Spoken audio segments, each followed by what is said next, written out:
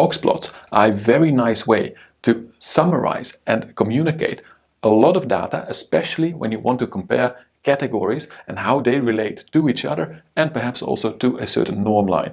So stay tuned to learn how to use boxplots and what to pay attention to. Hello, I'm Tom. Welcome to my channel where we talk about continuous improvement in an industrial setting.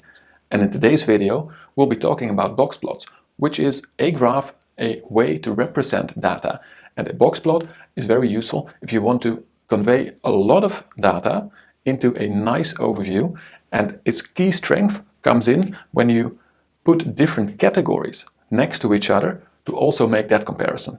Before we dive into when and how to use boxplots, let's first quickly recap what is a boxplot and how does it actually work. You see, the box is where the boxplot gets its name, and the other name of this thingy is a box-and-whiskers plot. And what it does is this is one category of data, but what it means is that in this box you have 50% of the data. So this here is the middle 50% of all the data that is in this category.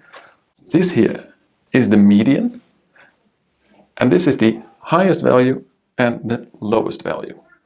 So each of these sections represents 25% of your data. Now, how you read it is by really looking at the box, and especially between categories, you can immediately see that these two are roughly in the same line of expectation, so also the medians are the same, and the 50% is aligned, although the spread is bigger here.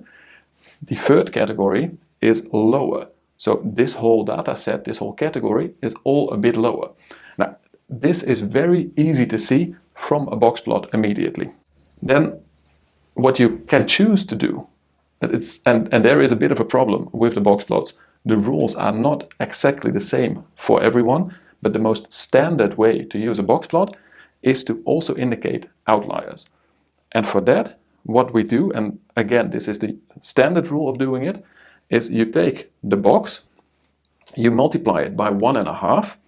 So this length here times 1.5, and that is the maximum value you will accept.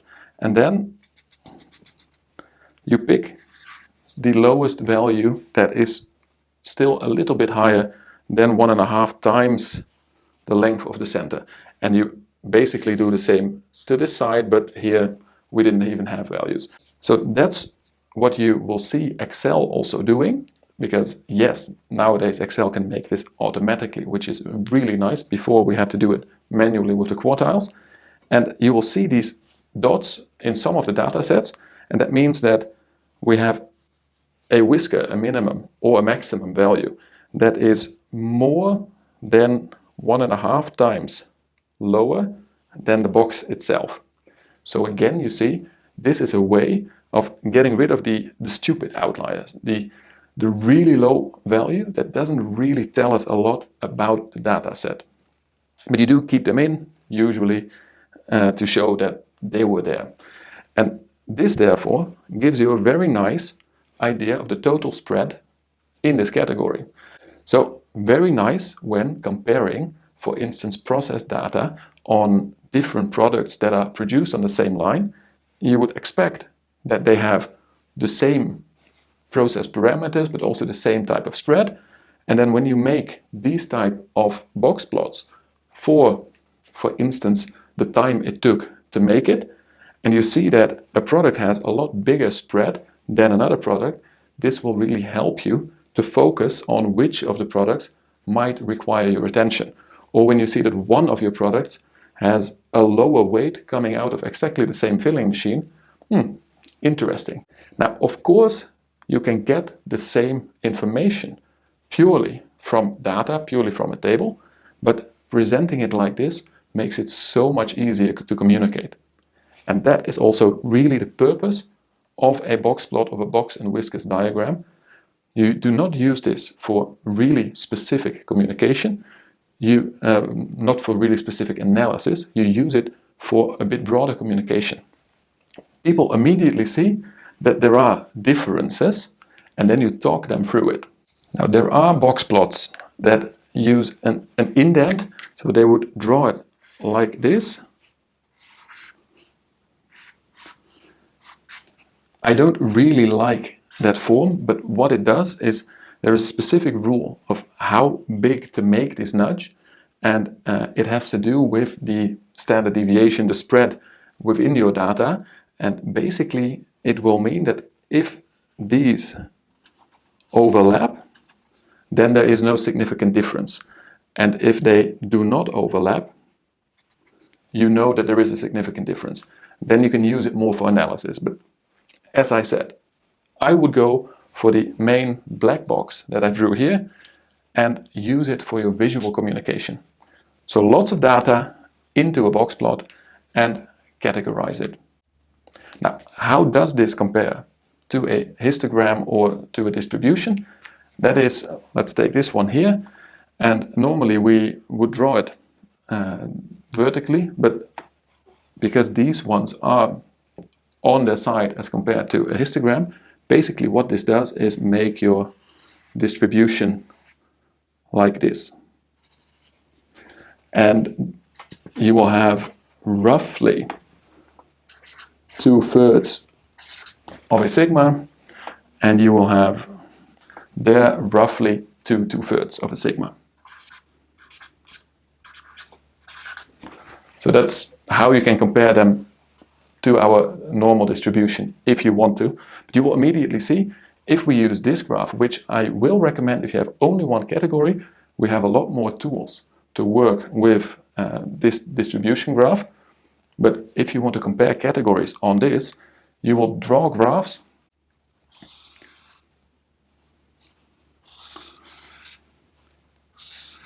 in such a way and then label them. You can see that they are different, but it creates a messy graph. Well, if you say, no, this is our A, that's our B, that's our C, the box diagram makes comparison really, really easy. Finally, how to make them?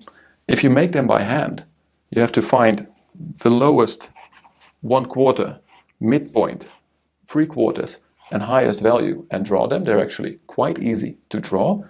But of course, if you just use Excel, it is a type of graph nowadays. So where you can find a lot of other videos on YouTube, how to make this with the quartiles, those are also functions within Excel. Nowadays, you just need to make sure that your data is in one column and you make a box plot from it. Just make sure that you have different columns for each of the categories, and that's basically all that Excel will need to draw this graph for you. So that's a quick introduction about box plots. There's really not that much more to tell about them because they are simple and they are an effective tool to communicate, especially data with different categories.